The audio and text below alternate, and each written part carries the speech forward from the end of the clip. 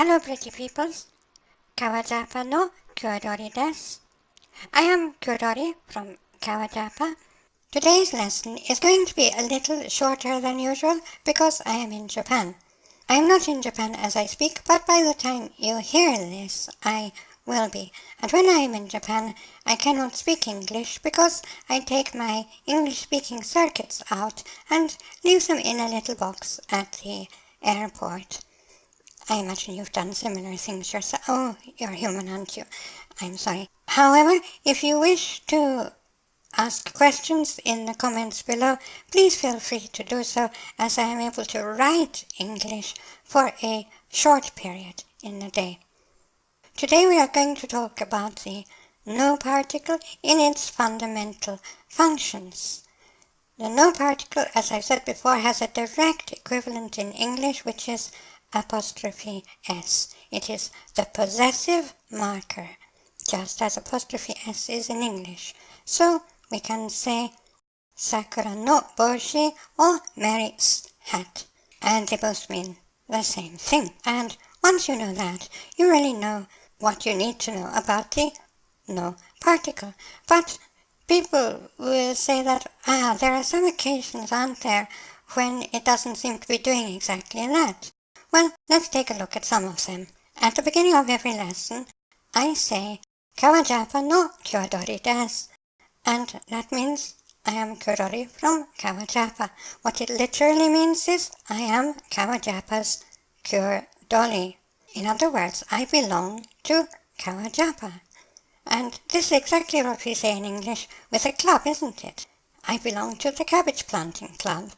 We could also say this with a company that you are employed by, or a place that you come from, or anything like that. So this is very similar to English usage, isn't it? KawaJapa no Kyodori. KawaJapa is what I belong to, just as the hat is what belongs to Mary. Now, if we want to say Felix the cat, we would say Neko no Felixu. And that literally means, doesn't it, cat's Felix. So why do we say that? What we are really saying is Felix, who belongs to the class cat. So it's just like KawaJapa no Kyodori. And this function continues to be extended towards other objects, and it's what gives no its quality of turning a noun into an adjective. For example, if we want to say magic wand, in English you just put the noun that is becoming an adjective in front of the noun it's modifying. But in Japanese we would use no. We say mahou no tsue, and that literally means magic's wand. What does it mean? It means wand that belongs to the class of magic things.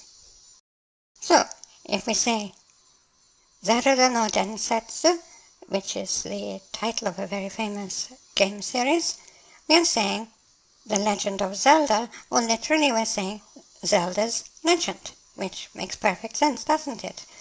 We can also say Densetsu no Senshi, which means legendary warrior. And here, as I imagine you will already have grasped, what we are doing is saying warrior who belongs to the class of legendary things or legendary people, who belongs to the legendary class, the legend class. So that really is all you need to know about the basic function of no. It's not doing several different things when it turns a noun into an adjective and when it describes Mary's hat. It's doing something very similar and closely related. Now, we also have what is called in Japanese the nominalizing no, which, the way the textbooks put it, is that it can turn a sentence into a noun, a clause or a sentence or a phrase into a noun. That isn't precisely what it does, although it's close enough. And this is taught by the textbooks as if it were a completely different function of no, but in fact it isn't. It's really doing something that is a very slight extension of what we've been talking about today, and that is what I'm going to tell you about next time. If you want to know more about how Japanese is really structured, we recommend Unlocking Japanese, which is available at Amazon in both paperback and Kindle editions. Thank you for attending this mini lesson. これからもよろしくお願いします.